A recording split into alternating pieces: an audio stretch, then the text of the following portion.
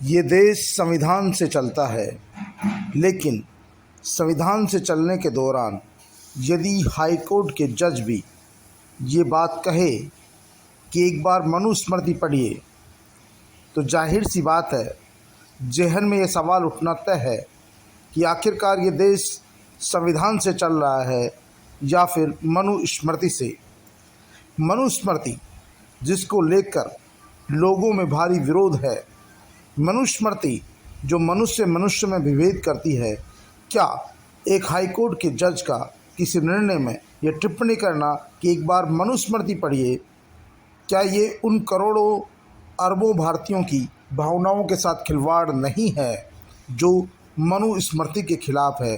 जब इस देश को संविधान के द्वारा चलाया जा रहा है, इस देश को चलाने के लिए संविधान बना हुआ है, संविधान के अनुसार ही सारे निर्णय होते हैं, तब किसी हाई कोर्ट के जस्टिस का मनुस्मृति का उदाहरण देना और पीड़ित परिवार को ये कहना कि एक बार मनुस्मृति का अध्ययन कर लीजिए, क्या इस देश को मनुस्मृति की तरफ धकेलने का एक प्रयास तो नहीं है?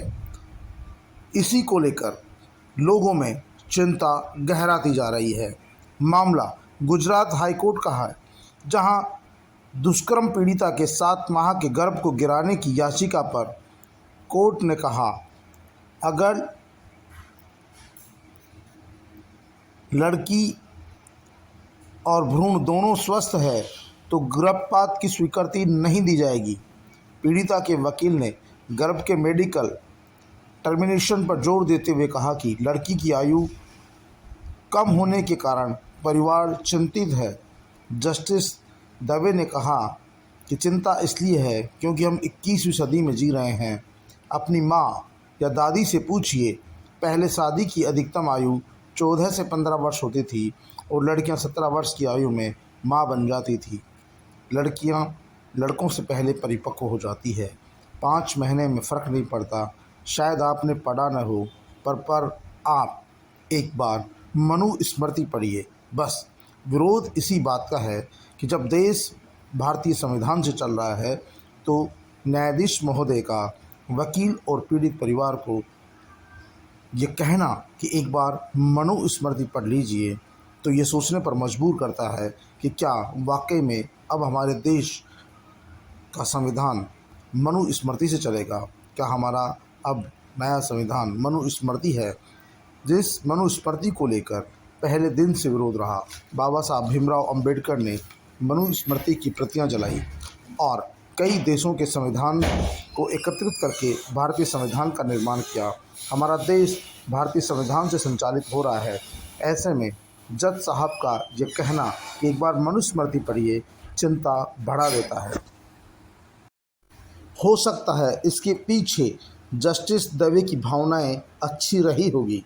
जस्टिस दवे ने कहा कि चूंकि प्रसव की संभावित तिथि 16 अगस्त है, इसलिए उन्होंने चिकित्सकों से सलाह मशवरा किया है। अगर भ्रूण या लड़की के किसी गंभीर बीमारी से पीड़ित होने की बात सामने आती है, तभी कोर्ट इस याचिका पर विचार कर सकती है।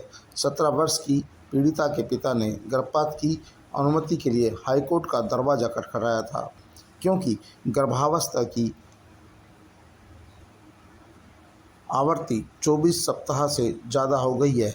इस अवधि के बाद अदालत की अनुमति से ही गर्भपात किया जा सकता है। और इस दौरान जस्टिस दवे का साफ तौर पर ये कहना कि एक बार आपने मनुस्मृति पढ़ी होती तो उसमें साफ लिखा है कि विवाह भारतीय संस्कृति में 14-15 वर्ष की आयु में ही हो जाता था। 17 वर्ष की लड़कियां माँ बन जाती थी, उनके स्वास्थ्य को कोई खतरा नहीं था। लेकिन उनकी भावनाएं कहीं न कहीं गलत रही है या सही रही है, फिलहाल तो ये बहस का विषय है कि आखिरकार जस्टिस दवे को जब निर्णय संविधान की धाराओं के अनुसार देना है, संविधान के अनुसार देना है, तो फिर उन्होंने मनुस्मृति का उदाहरण ही क्यों दिया? आखिरकार मनुस्मृति का इसमें लेना देना ही क्या है? क्योंकि जब भारतीय संविधान बना हुआ है, भारत के नियम कायदे बने हुए हैं, संविधान की धाराएं तय है, संविधान में दंड का प्रावधान है, सज़ा का प्रावधान है, राहत का प्रावधान है, तो फिर हमें इस तरह की ग्रंथों के उदाहरण देने की कहाँ ज़रूरत पड़ रही है। तो देश में एक बार इस विषय पर फिर से एक लंबी बहस छिड़ सकती है। क्यों? आखिरकार जिस बात का दलित, आदिवासियों, अल्पसंख्यकों में डर है कि भारत सरकार इस देश को मनुस्मृति की तरफ धकेलना चाहती है, इस देश को एक धर्म विशेष का राष्ट्र बनाना चाहती है, यह उसी की कड़ी में माना जाएगा। हालांकि हमें कोर्ट की किसी भी बात पर टिप्पणी करने का अधिकार नहीं है, लेकिन यह विषय ऐसा है जिस पर चर्चा की जाना ज़रूरी है, क्योंकि जस्टिस दवे ने जिस तरह की बात कही है, जिस तरह का टिप्पणी की है, उस टिप्पणी के आधार पर लोगों में ये चिंता जरूर हो गई है। क्योंकि विपक्ष और दूसरी पार्टियां लगातार इस बात को दोहराती रही है कि देश में एक बार संविधान खतरे में है, संविधान बचाना होगा।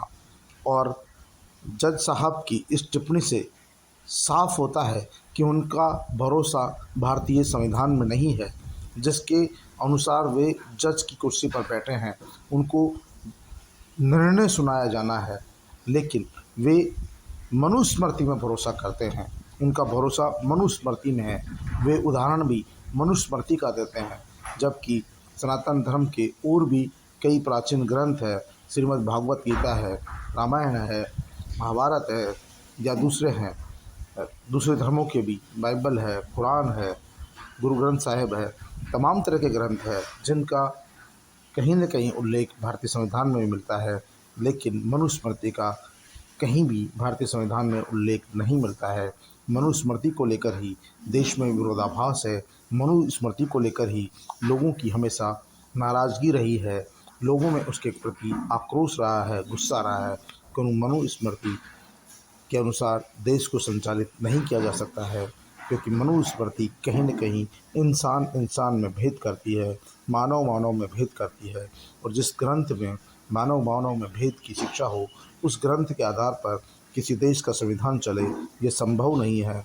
ऐसे में जस्टिस दवे की इस बयान को लेकर आने वाले समय में देश में एक बड़ी बहस छिड़ सकती है। लोगों के जहन में ये बात उठने लगी है, क्या हमारा देश मनुस्मृति की ओर बढ़ रहा है? क्या हमारा देश वाकई में हिंदू राष्ट्र की ओर बढ़ रहा है? अगर ऐसा है तो जो दूसरी धर्मों के लोग हैं, दूसरी जातियों के लोग हैं, उनका क्या होगा? क्योंकि यह देश धर्मनिरपेक्ष है। धर्मनिरपेक्ष देश में सभी लोगों को अपने अपने धर्म को मानने, पूजने, मनाने की स्वतंत्रता है, और इस देश को धर्मनिरपेक्षता के आधार पर ही पहचान मिली है।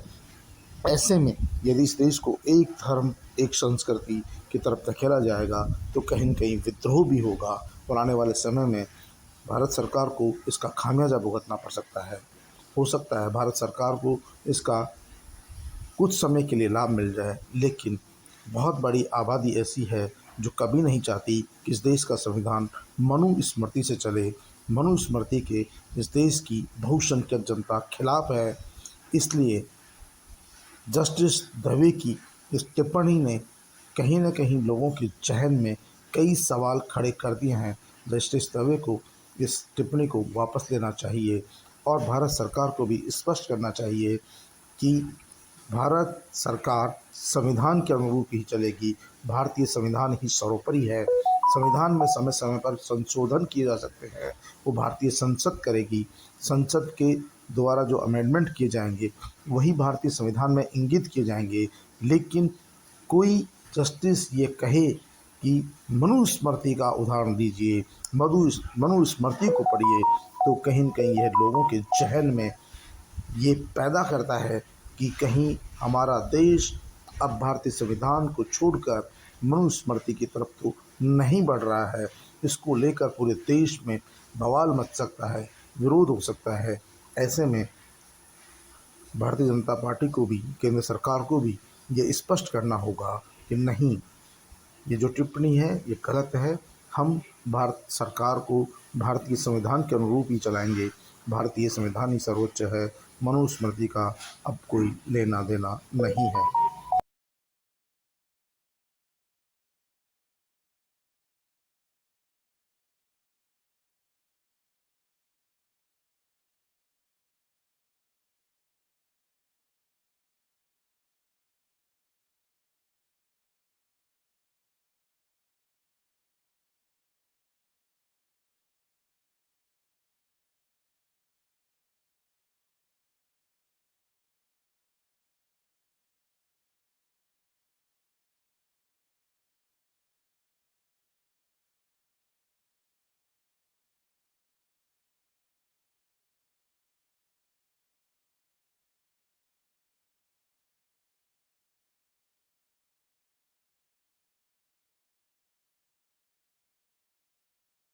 देश की करोड़ों करोड़ों की आबादी को सिर्फ और सिर्फ भारतीय संविधान पर भरोसा है।